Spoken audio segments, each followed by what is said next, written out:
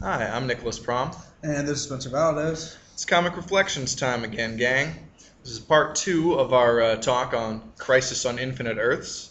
Before we really get rolling, I want to correct a couple things. A couple shows ago, I was talking about Brainiac, and I said I say he was like a 7th level intelligence, something like that. Not true. 12th level intelligence. Oh, wow. Again, I don't know what that's measured against, but Right. yeah. I did read up in the Who's Who. It's human beings are 6th level intelligence, so it's not twice as much. I think each level is exponentially like to the squared or something like Right. next power. And then also I said last time that Brainiac was teaming up in Crisis with the Luthor of Earth 2. We're talking Luthor of Earth 1. Right. So The bad guy. yeah. Right. So I think we left off with Which the new Wildcat. Yeah, We're heading new- off into issue 7 of Crisis on Infinite Earths. right. There's probably one of the more important issues of this series. Absolutely. It's definitely with a turning point where things really, it's out of the frying pan into the fire. Right. Yeah. So we open with some gathered heroes. We have Lady Quark, Superman from Earth 1, Uncle Sam, Captain Marvel, Superman of Earth 2, and Blue Beetle. And they're with Lila or Harbinger and Pariah. They're kind of gathering. They're kind of putting the plan together. Yeah. So they're starting off with Lila and Pariah, starting to tell the story of how the multiverse began. Right. And in essence, how the crisis. Right, definitely. And so it goes all the way back to Oa, the Guardians of the Universe planet. Yes. But prior to them being the Guardians of the Universe, the great civilization that were once the Owens. Yes. And their incredible ability. There's a small panel with a baby Owen lifting a rock with its mind. Oh yeah, they were just the incredible peak of their race's potential. But we see one with a great ambition to. Because the Owen. I'll interrupt you just a second. The Owen scientists, they had achieved all that could be learned, but there was Krona. He wanted to learn the secrets, the origins of the universe, which was forbidden to them. Right. But he's like, forget you. Yeah. I don't know if we've already done the Pariah origin, but it's similar. It echoes the same. But yeah. And I mean, and that's always a no-no. Yeah. You don't mess with the beginnings. But he goes on with it. He decides that he doesn't need their silly rules, and he brings up a monitor, and he figures out how to. Not the monitor, a monitor. Yeah. He figures out how to look into the beginnings of the universe. And what he sees is incredible. He sees a hand holding the beginnings of the universe in its palm. Yeah. And it's crazy. But something goes wrong, and the multiverse it's shattered, and the multiverse is brought into being. What's shattered? I mean, I could read, but I don't. Well, it's okay. It's right. It causes something bad. Yeah, and the multiverse is created. So you have Oa, and then you have its antimatter. Counterpart. Quard. I'm sorry about that. It's okay. Quard, and you have the matterverse and the antimatter universe. Right. Positive matter universe, I think. Yeah, definitely. And Kronos? Krona, sorry. It's okay. He's put on trial and he's locked away. But they don't kill on Oa. Correct. They sap him of his. Was it his immortality? His immortality, and then send him off into space. And in that the creation of the Horde, Mm-hmm. they finally get enemies, real enemies that they need to fight. Yes, the Guardians get the Weaponers of Quard Hmm. as adversaries. And in the meantime, after sending Krona off, they've created the Manhunters. Is that right? Mm-hmm. Mm-hmm. Their first intergalactic peacekeeping force, Right. police force, but Those don't have the same the human touch, if you will. Yeah. The We all need the human touch. we've talked about this before. They don't see the gray in things. Right, the Manhunters lacked that judgment, the humanity, to be proper arbiters of justice. Right. And so we have the first members of the Green Lantern Corps. That's right. The rings are presented, and they have a peace force that will guard the universe. Word.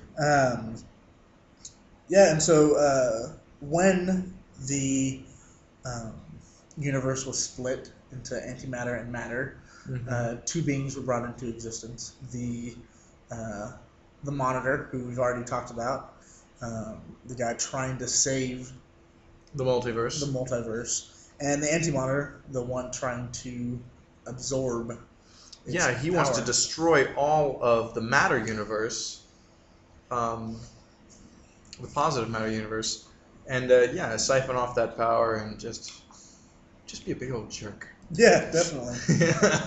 I mean, killing billions upon billions. It's no laughing matter. Right. And so at this point, we have Pariah taking over the story. Yes. And telling his story about how he, like Krona, had reached his intellectual peak and decided to go into the what was beyond acceptable. Right, and search out the beginnings of the universe. Yes. Again. And he kickstarts the crisis. Right. Or so he believes, anyway. Right. And so, as punishment, he is locked in a space-time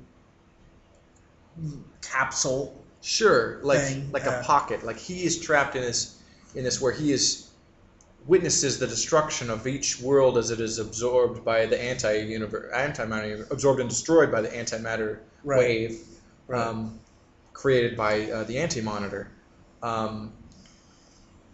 and he's essentially becomes immortal. He cannot do anything to aid or prevent the destruction of these worlds. He can be a witness. Right. And so he has a really depressing story. Super bummed. Yeah. But the Monitor finds him and preserves him, and he calls it a curse. It's kind of an ability to be where evil is. Mm-hmm.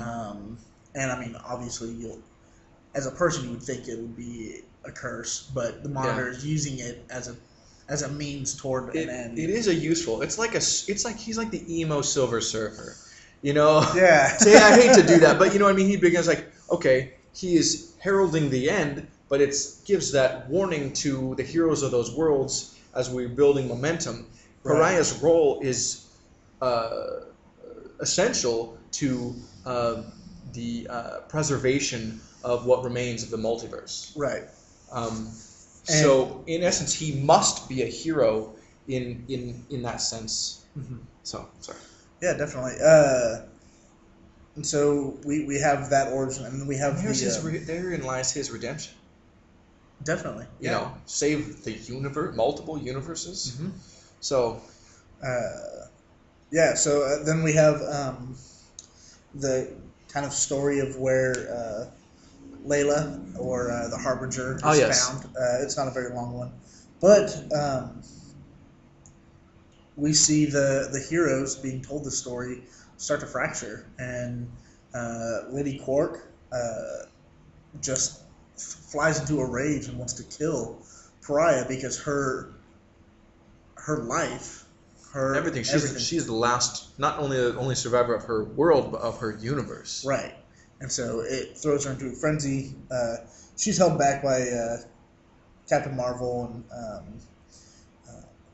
Uncle Sam, Of course. voice of reason in many situations, steps up and kind of calms everyone down. Yeah. We go on. We see a couple more Earths being threatened, or no, they're in the. Well, I guess they're still threatened, but it's the 5 worlds merging into one, Right. which is bad news for all of those Earths, because if they do all merge into one, 2 things can't. Because it's Earth X, Earth 4, Earth 2, Earth 1, and Earth Prime then. Oh no, Earth S. Earth Prime is destroyed. Earth Prime is destroyed, that's right. Where That's the one we live. Yeah, we're gone. But Earth 1, 2, X, S, and what's the 5th one? Let's go through them again. So we have Earth? 1 and 2. Okay. We have X Oh, and Earth 4. and Earth 4. Yeah. Earth 4, which is the home of the Charlton heroes, the Blue Beetle and Yeah. Captain Atom. Yeah. Okay. And so we get scenes from each Earth, and how they see all this craziness going on around them, and they don't know what to do. Yeah. The they Psycho gather- Pirate is no longer manipulating them, and they are uniting against this common threat. Right. So we're off in Space?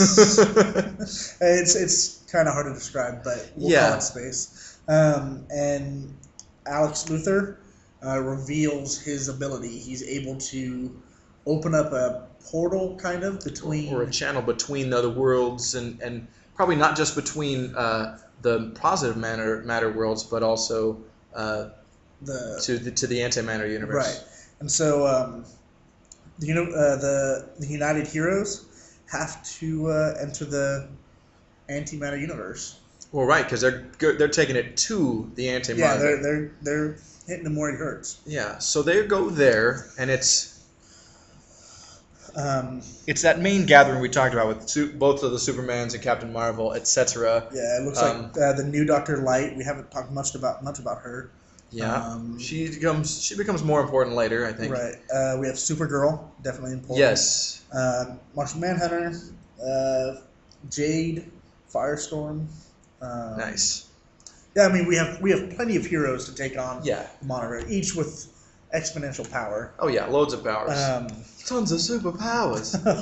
So they make it through the portal to Yeah. the Animated Universe, and they head towards. The Antimatter has this floating asteroid castle fortress thing. Right. They head straight for it, following Pariah to where evil is. Yeah, he's the magnet for it, Right. or their compass. There you go. And I mean, if for any other reason you want to read this, do it for the art.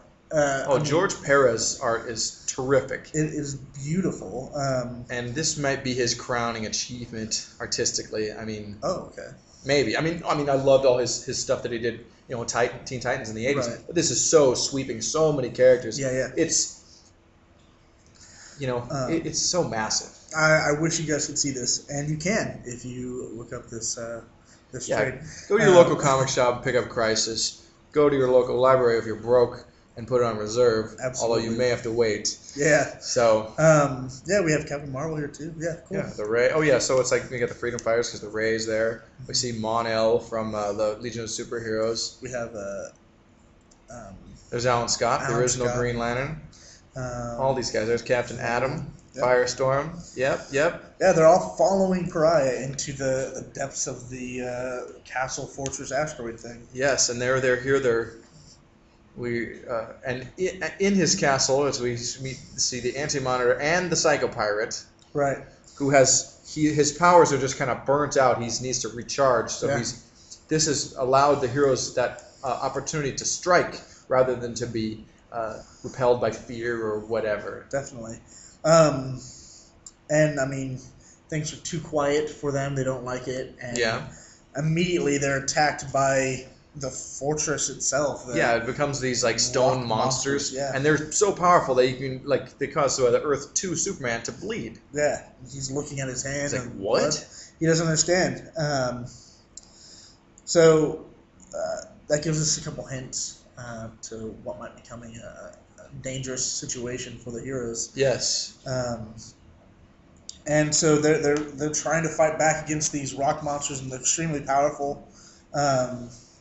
But Earth 1 Superman and Dr. Light Yes. are able to follow Pariah to the center stage of where Anti-Monitor is. Yes. His inner sanctum Right. of his fortress. Yeah. To start the fight against him. Yes. And Superman, being Superman, really tries to take on the Monitor alone at the beginning. He kind of loses Dr. Light for a minute, and Dr. Light sees Pariah being smashed by a giant rock. Yes. But again, Pariah is immortal, Right. so he can't die. Yes. Should be clear, this is the second Dr. Light, the gal, not Dr. Arthur Light, the villain. Right. So yeah. She has a pretty bad attitude still towards the beginning. But, I mean, she's new to this whole superhero thing. You don't, and all characters need to have room for growth, Absolutely. or what's the point? If you're Right. perfect, that's boring.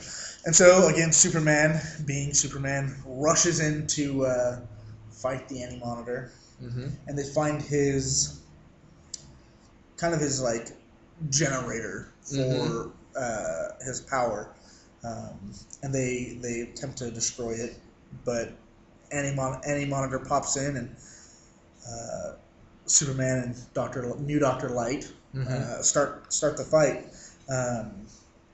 but it's fairly ineffective. And we have Supergirl flying in, trying to catch up with Superman, and it's looking pretty bad for the heroes at this point, fighting these rock monsters that aren't unrelenting. Yeah, as soon as they smash them, they come back together again. Right, and they're powerful. Yeah.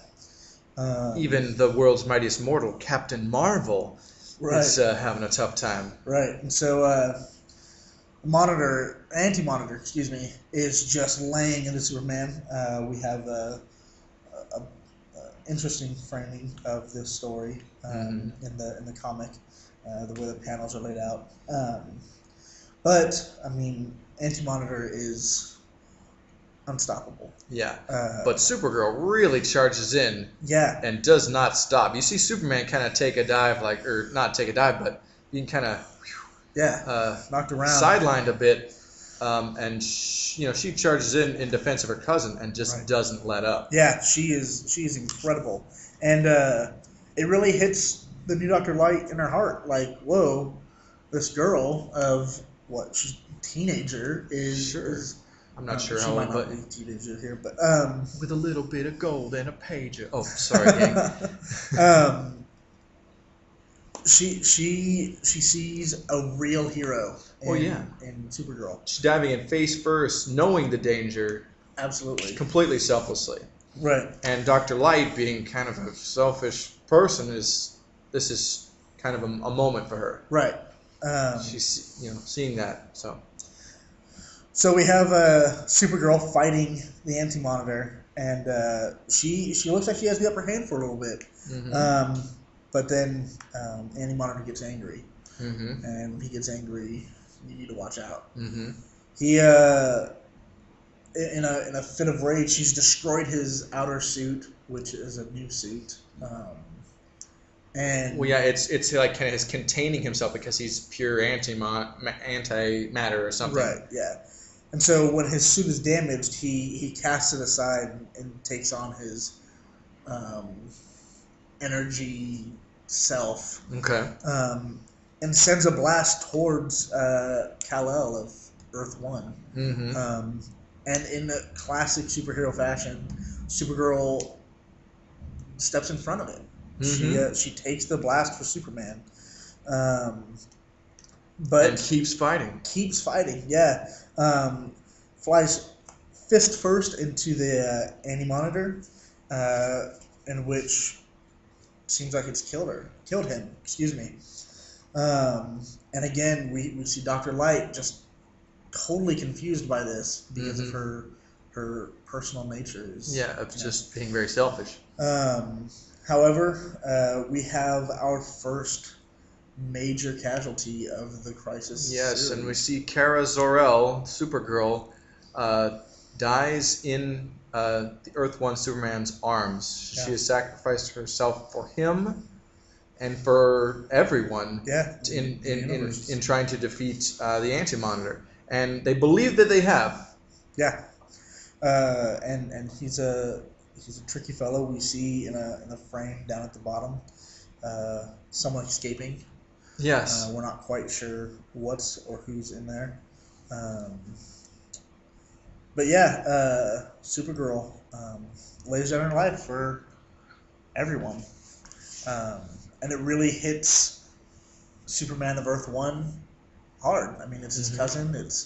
He helped raise his older cousin, which, it's a little weird. But, a little, he brings her back to the merging Earths, and her life is remembered by Batgirl and everyone. I mean, she's touched many lives. I remember Brainiac 5 being especially hard hit. They were an item at this time because I think Supergirl had a lot of adventures where she traveled to the 30th century and was doing stuff with the Legion of Superheroes. Right. Okay. And I think what Superman sends her body into the sun, if I recall, which is fitting a warrior's death. Absolutely. It's such a Viking funeral, but it's very Kryptonian. Right. So I can dig it. And so that's just issue 7 right. of Crisis. So we have a few more to go here. We do, but let's see what we can do. Moving on to issue 8. Issue 8, yeah. We start off and... we see that the Barry Allen is the captive of... Oh, still. Still, that's right. Still the captive of the Anti-Monitor. Anti-Monitor has survived the fight with Supergirl and has a new, much cooler-looking costume, containment suit. And Psycho Pirate's still chilling there with him. Yep. He's convinced that the Anti-Monitor is going to give him a planet to rule and control over. And that was the bait to get him in the first place, as I recall. Yep. And so that's the first part of the newest issue, the newer issue. Number 8. Number 8, right. A flash of lightning.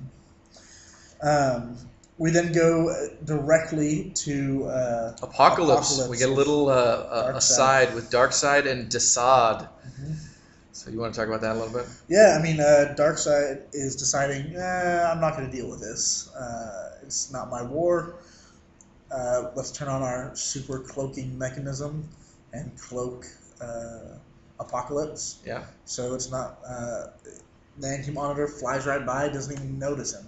Ever the villain, Darkseid will never ally with Herodom, even if it's to save the universe, where he has vested interest. Love it. Right. Love it. From there, we go back to Oa, and the Green Lantern Corps are recovering from the blast they suffered in, I think, Book 1. Where they kind of neutralized from the initially. Yeah. Okay, that's right. And so, I forgot his name. I don't know. A Lantern. Yeah, A Lantern. The guy with the bird beak looking guy. Yeah. Anyway. They're talking with the Guardians, and the Guardians are deciding to kind of stay out of this. Hey, look, there's Gnort. Here? No, there. Oh, yeah. Yeah. Yeah, and so we head back to... I think it's back to the Monitor satellite, or is that the Legion of Superheroes headquarters? Yeah, Legion of Superheroes headquarters, the 30th century. Oh yeah, there's Lightning Lad, Saturn Girl, Brainiac 5, I should say, and he's pissed. Yeah. He's pissed about the death of Supergirl. Yeah. Yeah. And so we have all of our heroes going kind of back to their business. Yeah, they think the crisis is averted. Right. But what they don't realize is that The Anti-Monitor hasn't been defeated. And that with the Earths still in the position they are, the Earths are going to be destroyed if they don't act. Exactly. This is only a temporary hiatus of the problem. Right. Oh, no, this presents me the opportunity to fix something else I had said earlier on. I think we were talking about Amazo the Android a couple episodes ago.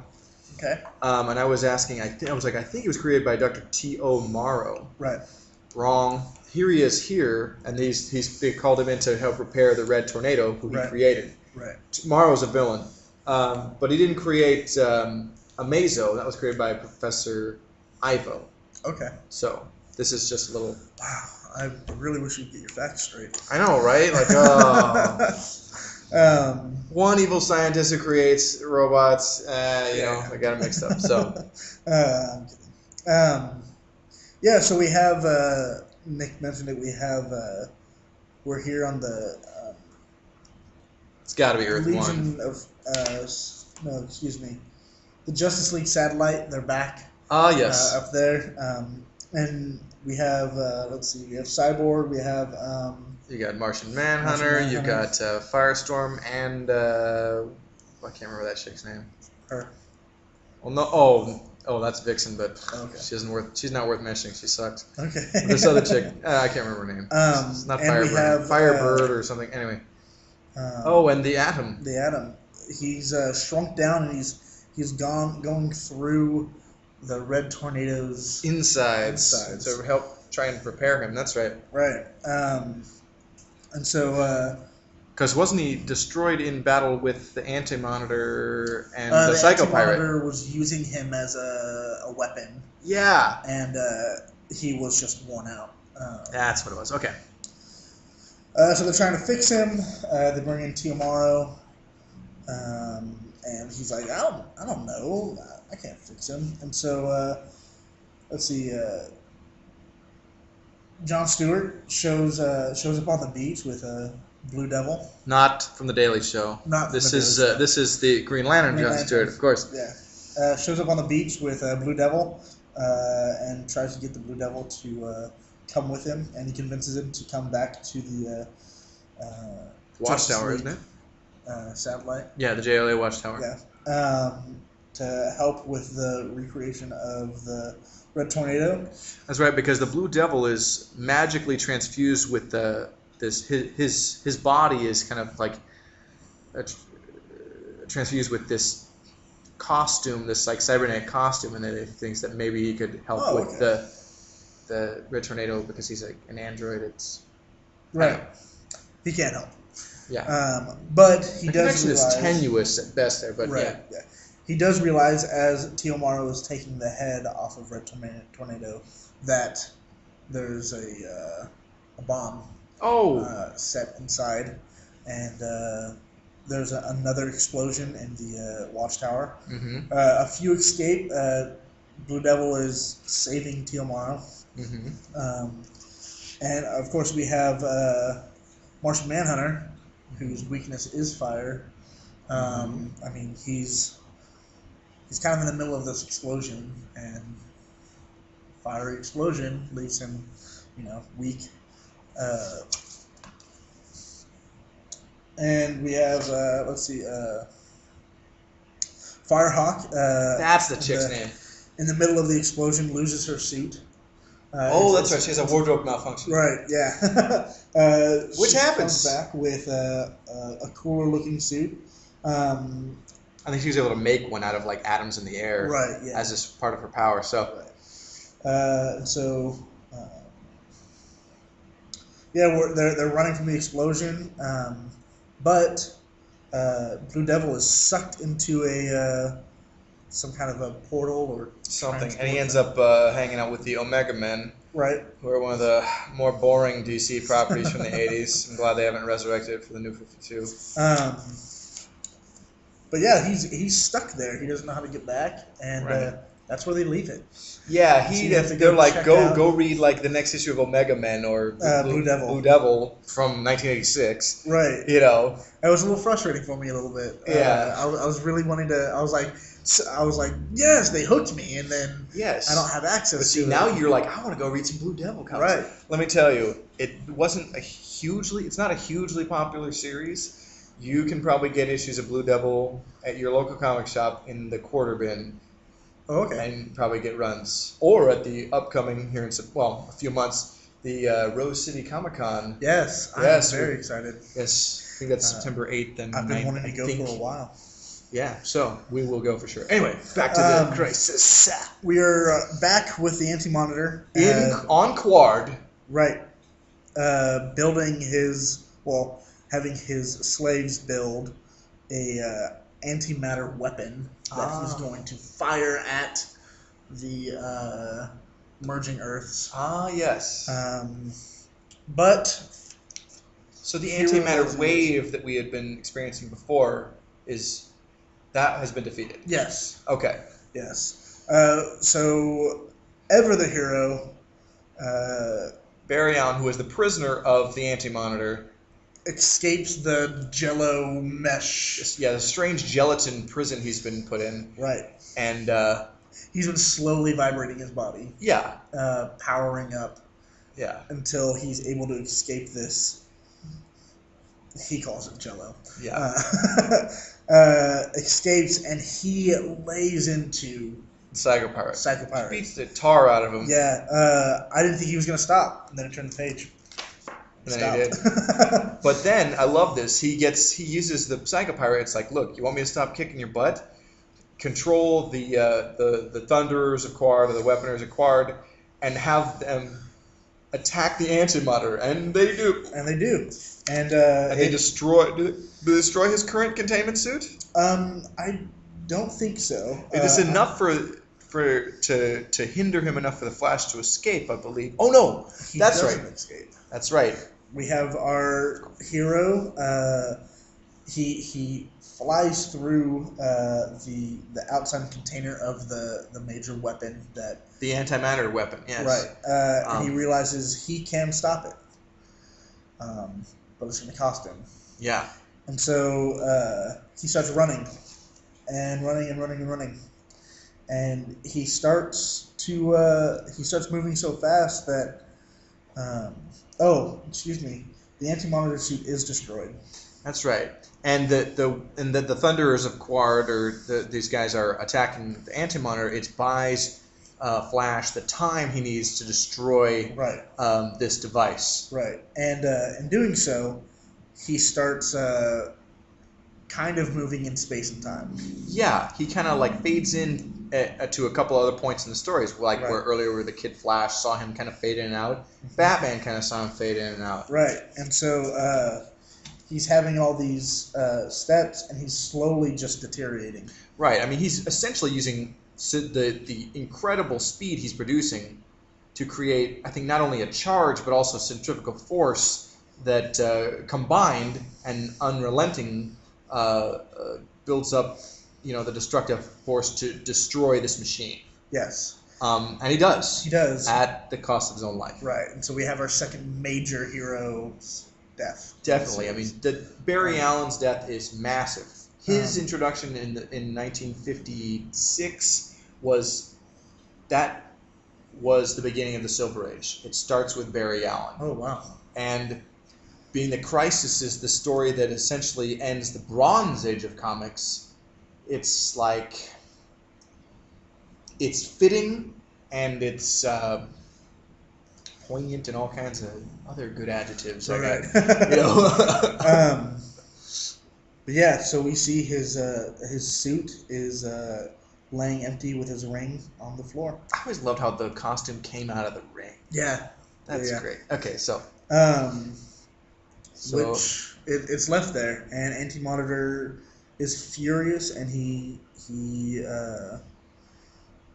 thwarted one more time. Yeah, the second time in 2 issues. Yeah.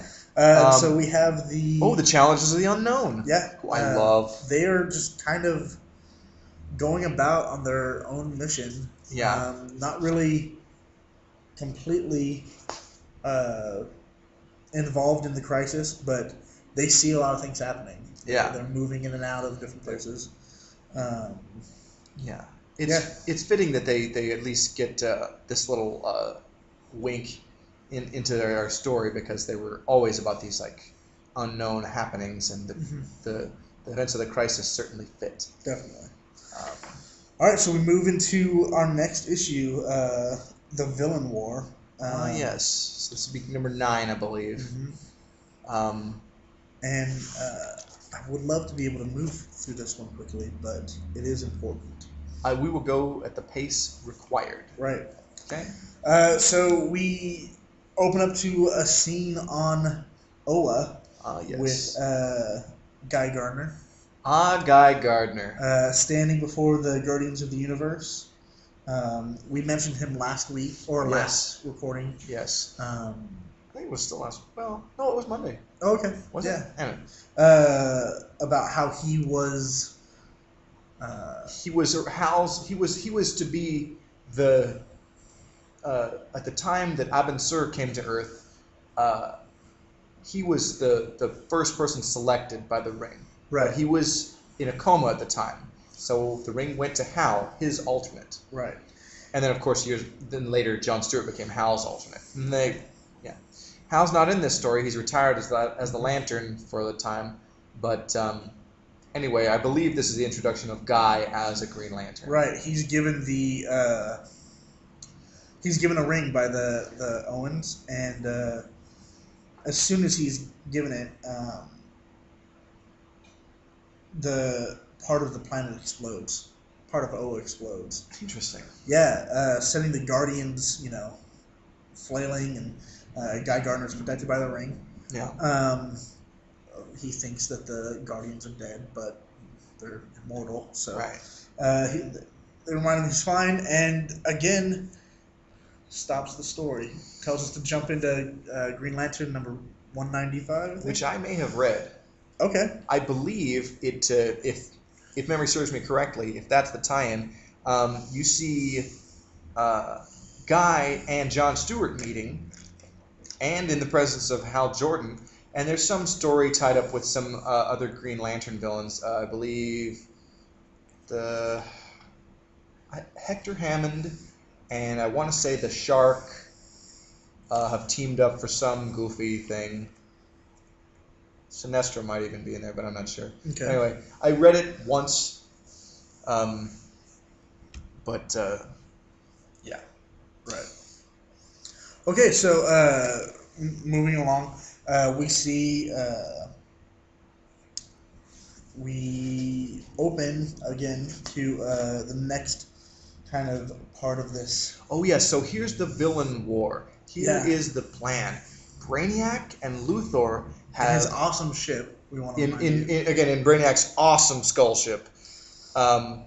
They have united the villains of the remaining 3 Earths in a plan to basically let's conquer these, and then when the worlds merge, we will rule the remaining planet. And so it's like unite them in a war against the superheroes. Right. And so they know we're not going to combat, we're not going to beat the Anti-Monitor, or I don't even think they realize he's still a threat. Right. And so we have some awesome villains here. Oh, yeah. Who do we have? We've got, I see Solomon Grundy, Captain Cold, I see the Shaggy Man, Chemo, the Trickster, I see Star Sapphire, Queen Bee. Mantis. Is that his name? What? Manta? Oh, Black Manta. I see Eclipso, Dr. Polaris, Mirror Master, Simon, Clayface. Just think of all the supervillains you can think of. Oh, there's Weather Wizard. And the Brain, Monsieur Mala. Very nice. So, yes, an array of supervillainy. Right. With Lex Luthor of Earth 1. Of Earth 1. Kind of first lieutenant of Brainiac. Yeah. Brainiac, obviously the brains, and Luthor, kind of the human aspect of. Oh right. That. In all of this, they know that the other is the only person they could trust. Right. Which is such a weird dynamic to have in a supervillain relationship. Definitely. And so we have. We open back to the 5 merging worlds, and they have these things called the warp zone, where two Earths are overlapping, and so Yeah. time and space are messed up. Yes, and so this is where we're seeing dinosaurs and weird things in this, Right. and cavemen and all kinds of goofiness. I think we see Sergeant Rock and also and Easy Company and the Yep. Haunted Tank sharing space with Rip Hunter, Time Master, and there's Rip right there, and all kinds of just goofiness. And so we see a lot of resources being expended to kind of rein in this chaos. Definitely. At the same time, the leaders of each world are worried that they haven't been able to find peace amongst themselves. Right. What makes them think that? What makes people think that there's going to be peace between the five worlds? You know. Right. And Pariah, Lila, Lady Quark, they address I think the UN. Yeah. But in kind of a sorts. conference that's being transmitted to amongst these other worlds, it's kind of a Right. It's pretty massive. And they're saying there's still a bit of a threat, but it's okay. You don't have to worry. We have it under control. And in the midst of the conference, Pariah is called away. Right. He fades out, and they're like, "Oh no!" And then we get a projection of Brainiac addressing this, and so many superheroes leave discreetly from the conference in their secret identities to slip away into. But Superman, let's not screw it, because Luthor and Brainiac deliver this ultimatum to these other nations. They're like, "Look, you can surrender control of these Earths, or this supervillain army." And I also see Per Degaton and Dr. Savannah and the Silver Scarab. Gosh, I love this. But and Felix Faust and Validus from the Fatal. Is it the Fatal Five? Or the Fearsome Five? I get them all mixed up. But anyway, anyway, they're like, "Here's the ultimatum: you can surrender control of these Earths to us, or it's war, baby. Yeah. Or we'll take it by force." And take it, they attempt. The force option is taken. Right.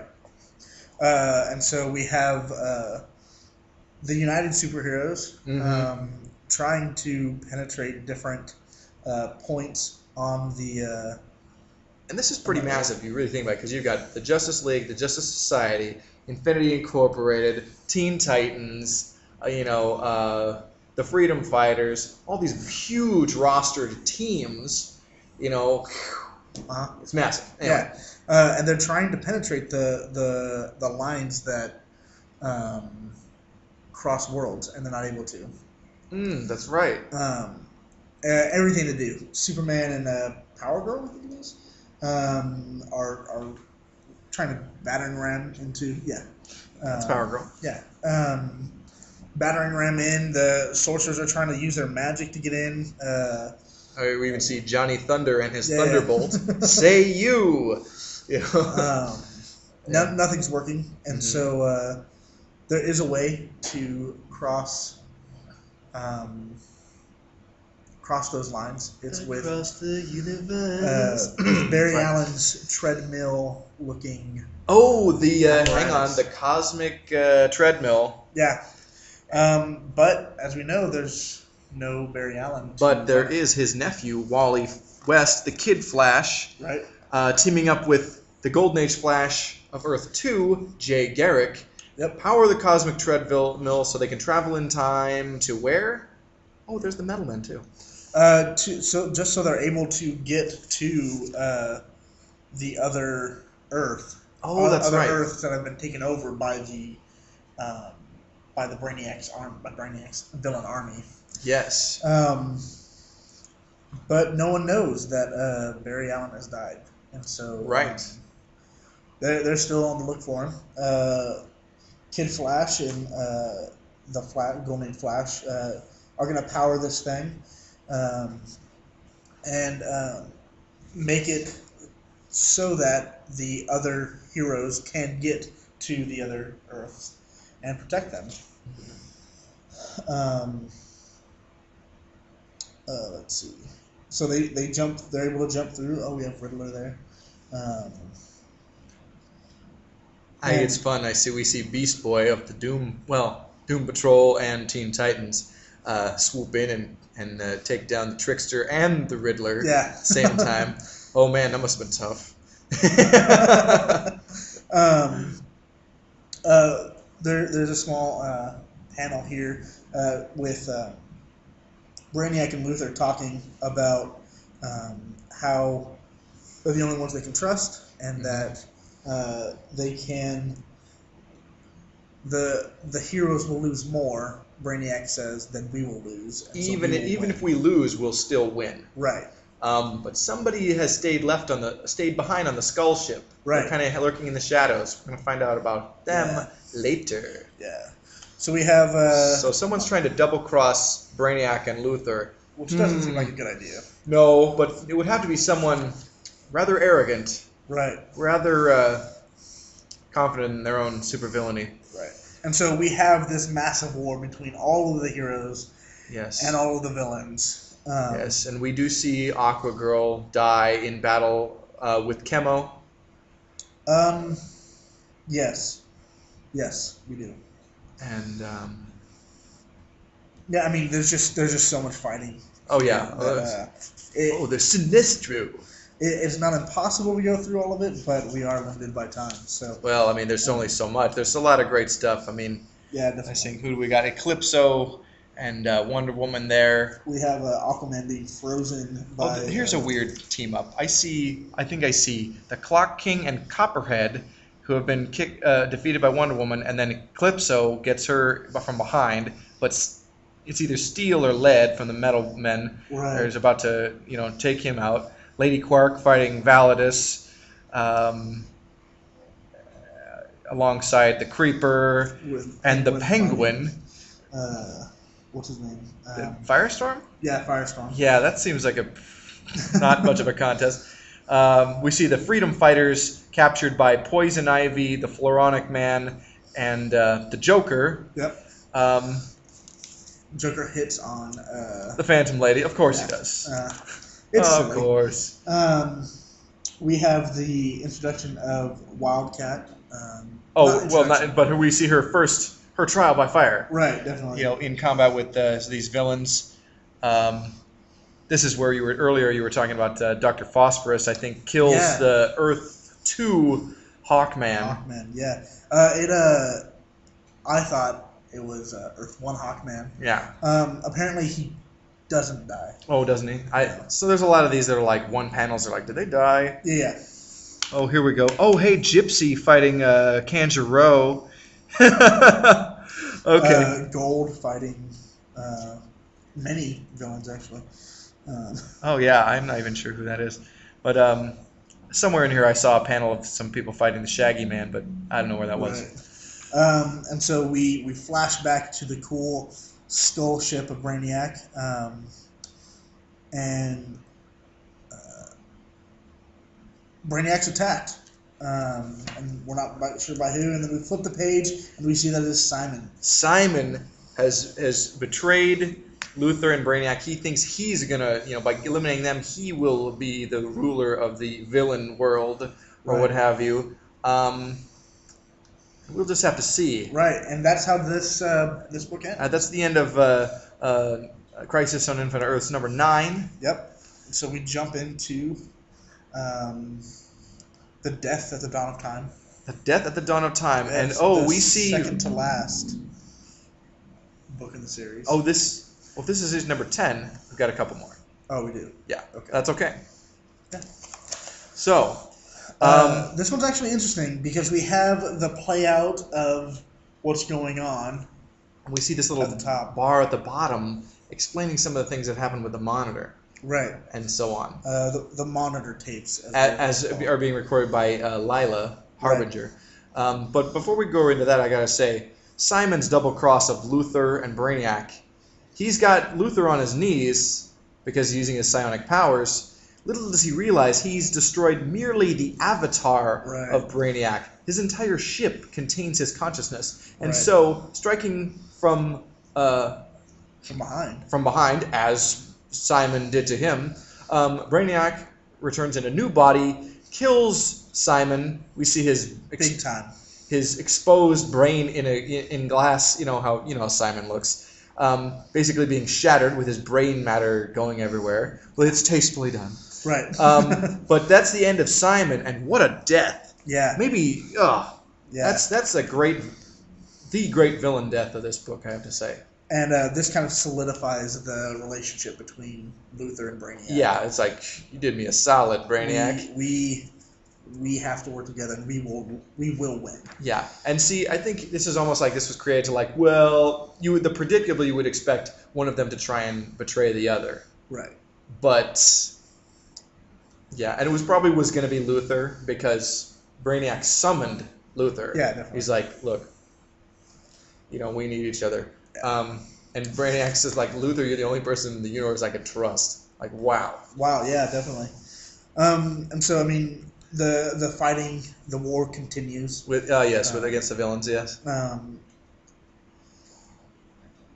This is tough because I want to talk about the monitor tapes because they're important. Do you want to just go ahead and do that part, and then we'll get back into the villain war is continuing. We'll do the monitor tapes, and we'll go back to them. Yeah, the monitor tapes are important, I think, to this whole story. We start to see things from his perspective. Yes. It's the continued tapes that the monitor started that Layla's going through, and then also recording, just so that there's record of it. Right. Which is important. So we have the 4 Earths that are that have been destroyed. Pariah's Earth. We have Alex Luthor's Earth, which was Earth 3. Right. That was the home of the crime syndicate. And then we have Lenny Quark's Earth. Yes, which was kind of an unnamed. Yeah, and then we have Earth Prime, where Superboy was from. Which doesn't make sense. Oh, we need that issue of DC Comics Presents. Right. To figure it out. Okay. But these 4 Earths were destroyed, and the tapes are talking about them. It's actually talking about many of the Earths and different planets that were destroyed because of the antimatter wave. Is that Thanagar I just saw? Yeah, it is. Okay. The Hawkwoman planet. Yes. So, I think it was probably a version of Thanagar. Because as there are so many alternate Earths, so there are alternate Oas and, Thanagars, Rands, Tamaran, all those other planets. And these monitor panels, each at the beginning, each one kind of gives a description of a planet and its hero doing everything in its power to save it, even if they aren't able to. And then we have what's her name? Yeah, Zal. Oh, Exhale. Oh, Exhale. Okay. Sorry. Because Starfire, she's from Tamaran. That's Exhale is their mad goddess or whatever. But they use it as an exclamation, like exhale, like gasp. Right. Okay. So that's how I know that's how you say it. Right. She's mashing these worlds together. 6 different dimensional version of Karak. Sure. Were violently compressed into one by the mad goddess Exhale. Nimbus, the Omega Man, lay trapped between them. And so, it wasn't just... this crisis wasn't just about Earth. Right. It goes on with other people dying, people trying to be saved. Let's see. We're at Gem World. Ah, yes, Amethyst. With Princess of Gem World, yeah. Trying to save her planet. And then it says no dimension was safe. Monitor, even the golden halls of Olympus itself were bloodied in battle against the forces your brother unleashed. 3 of the gods perished, 2 more dying. Whoever destroys the gods must be mad. And so, nowhere is safe from this guy. Right. All of reality is in peril. Right. And these monitor panels are give an inside look as to what Mm-hmm. what else is happening in Throughout the multiverse, Right. not just what's going on Earth Right. and its versions. So. Yeah, it talks a little about the Swamp Thing, and how he died, but he lived through the Swamp Thing. And Yeah, I mean, Alec Holland was essentially just the catalyst for. His consciousness exists in the Earth elemental of the Swamp Thing, but blah blah. That's a whole nother. I was wrong. What you were wrong about? What? Hawkman of Earth 2 is dying, according to these panels. Okay. An immortal, the reincarnation of Khufu, an Egyptian prince. Yes. He is dying, according to these. I was wrong. I'm sorry. But he does go through periods of reincarnation. Right, okay. Hence he was a reincarnation of Khufu. Right. That's the Golden Age origin of Hawkman. Okay. Silver Age Hawkman he's a policeman. He and Hawkgirl are policemen from Thanagar. Okay. So. Okay. Let's see. This is actually kind of a longer issue, I feel. That might be the double-sized one.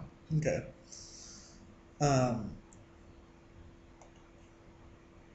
Yeah, and so the tapes continue with different scenes from throughout history and the universes, Mm-hmm. and then finally coming to the I think second to last panel. Now our enemies become our allies, and so it's kind of giving It's foreshadowing that Yeah. the villain war will end, and the heroes and villains will unite against the Anti-Monitor. right, and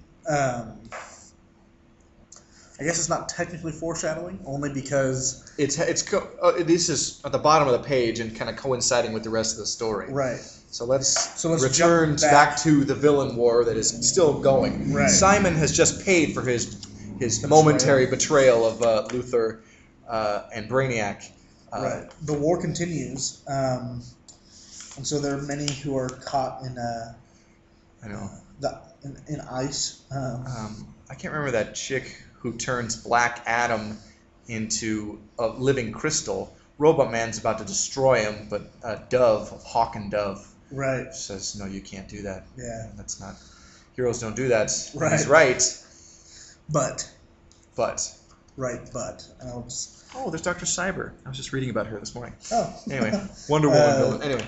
There are many caught in ice, but Martian Manhunter comes and saves the day with his ability to move through solids.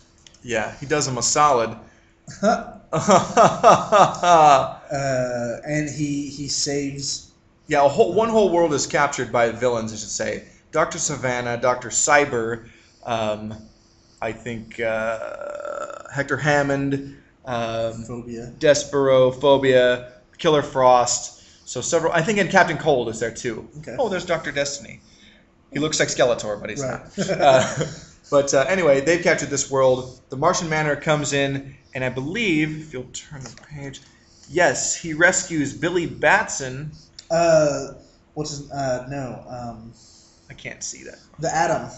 The Atom rescues Cuts Billy through Batson, the, and of course, he's been gagged, Right. and now he can say the magic word that transforms him into Captain Marvel, Shazam! And he goes and helps them kick the crap out of supervillains. Right. So the war is continuing. There are going to be losses on each side. However, Spectre, who I'm The Spectre, a yes. big fan of, Oh, he's great.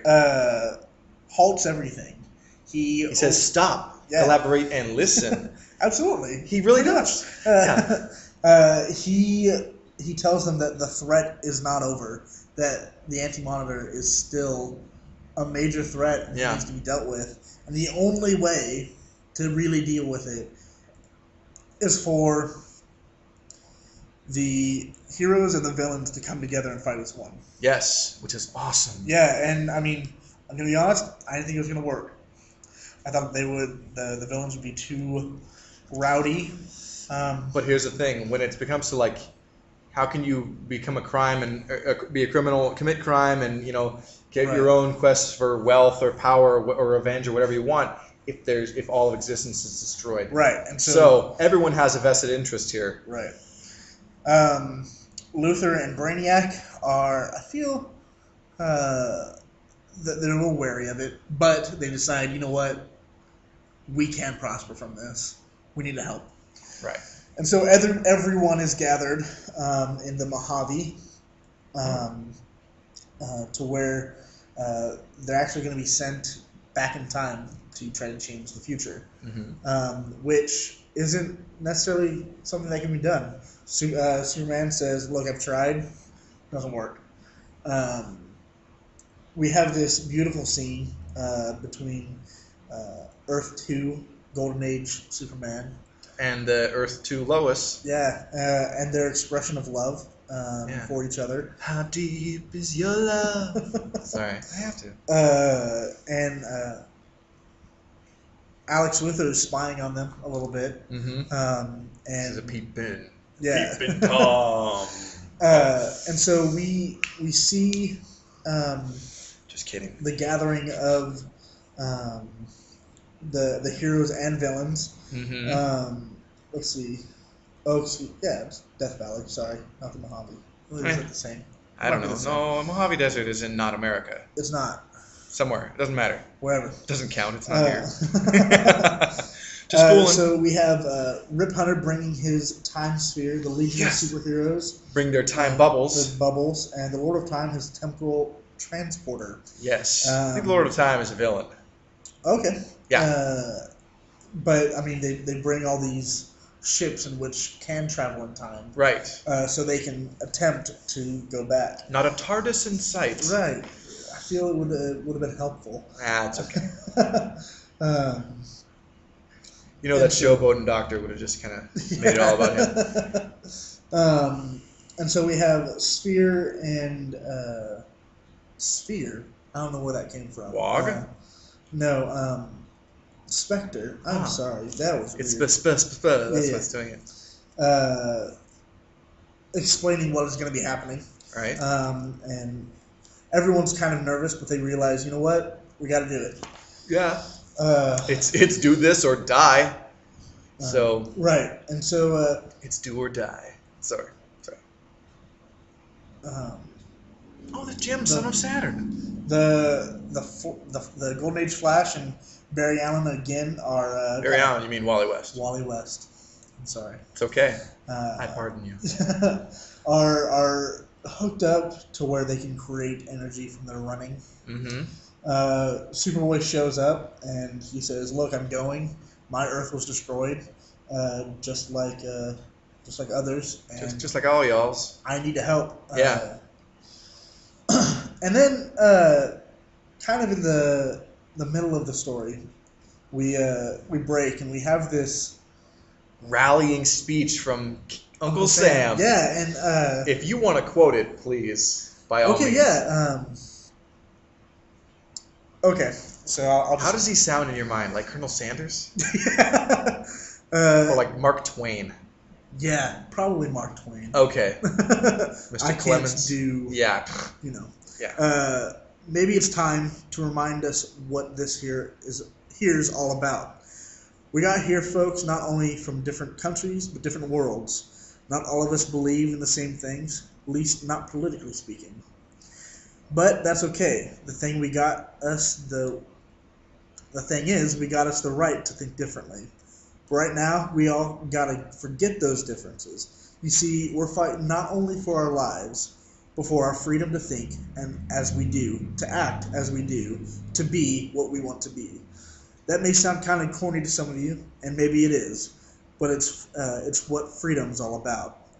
And I reckon deep down inside, no matter where you come from, no matter what religion you are, or what politics you believe, you gotta believe that. That's it, folks. We're fighting to preserve life and liberty. So let's give it our best shot, huh? I love Luther's response to this. Who's he? I don't remember him. Oh, that's the Lord of Time. Right. He's like, what a cornball. And Luther says he may be that Lord of Time, but as much as it appalls me to say this, he's right.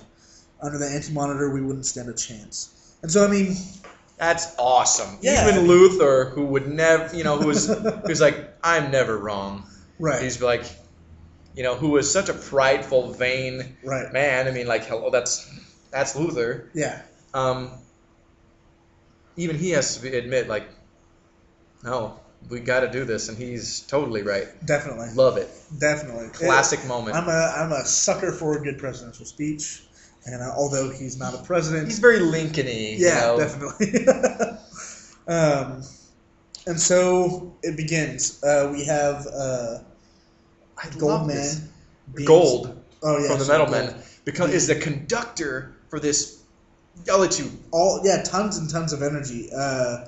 We have our electric-based volunteers. We have our magnetic friends in place, and then we have Wally and Jay, the Earth 2 Flash. Yeah, and they are running opposite of each other, creating a energy. Or are they using the cosmic treadmill? They're not. I think they're just running along a track.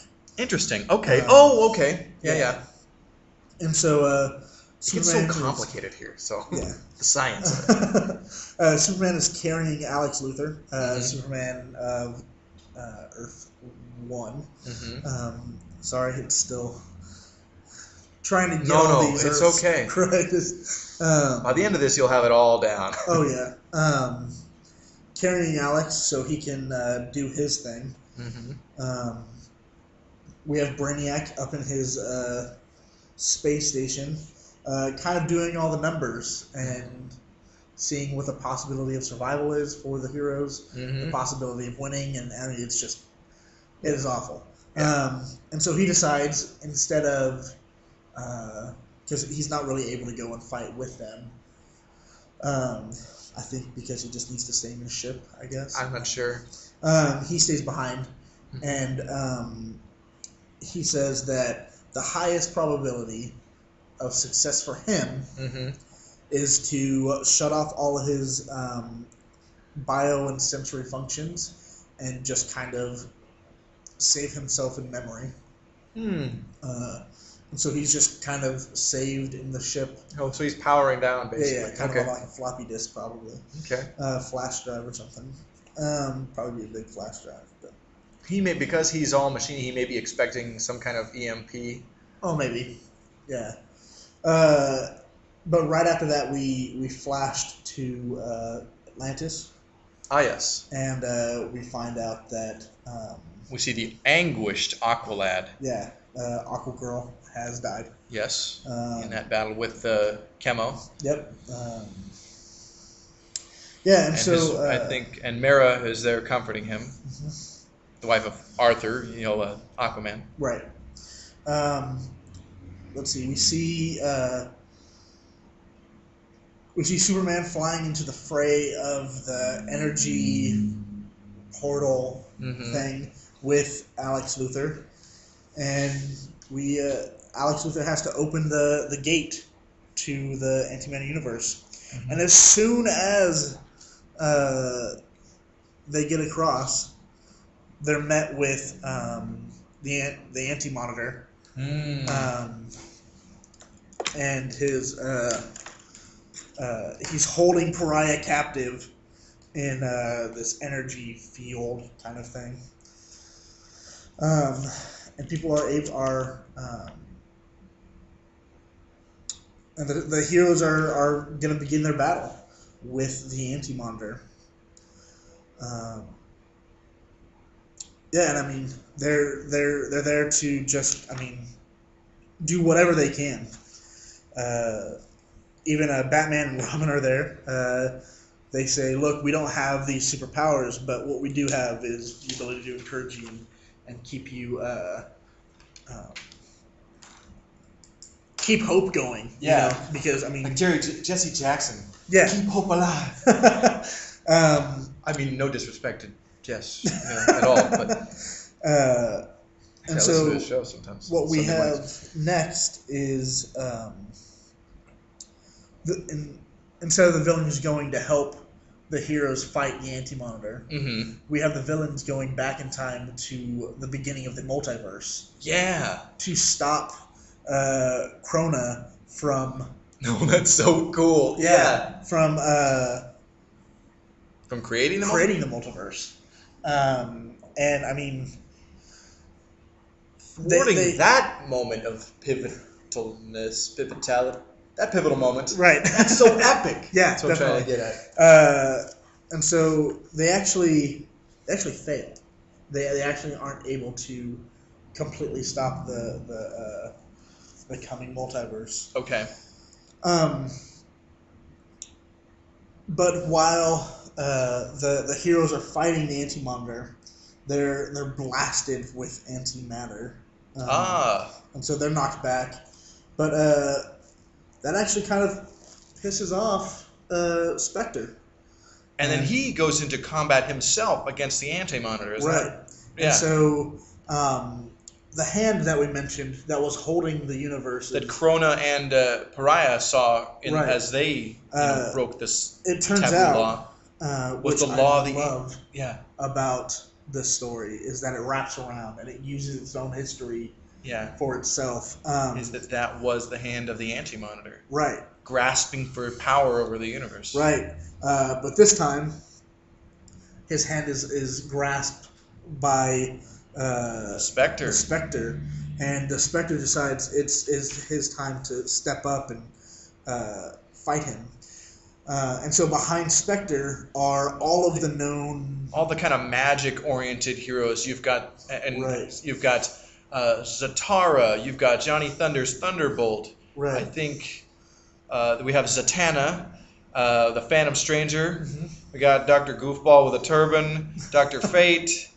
I just can't remember that guy's real name. Yeah, the one guy I can't remember. Right. There are plenty of them. That's not Dr. Occult. It's somebody else. That's right.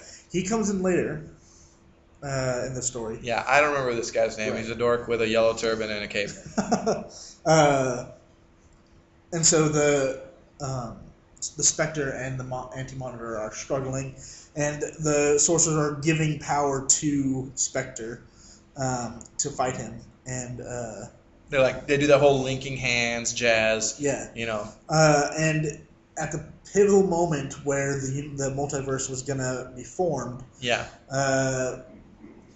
The power of the sorcerers causes a kind of energy explosion. Yeah. It says the energy explodes inside of him, the Spectre. Mm-hmm. It rips through his being and into his mind through each and every atom. The Spectre screams in pain. He is a funnel, a conduit. More energy pours into him, more power funnels through him.